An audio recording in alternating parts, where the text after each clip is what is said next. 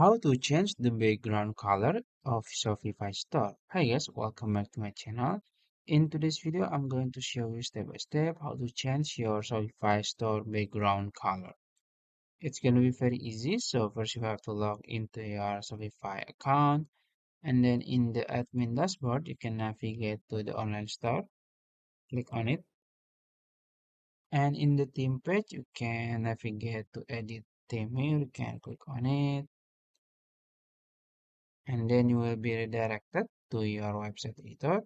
And in order to change the background color or customize the background color, you can navigate to theme setting in the gear icon here, and you will find colors here. Click on it.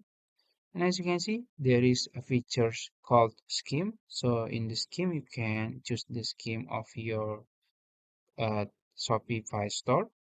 And also you can add the scheme if you want. You can click on it, and then you can choose the color of the background, and then also the text color, and then also the solid button background, so and others background scheme.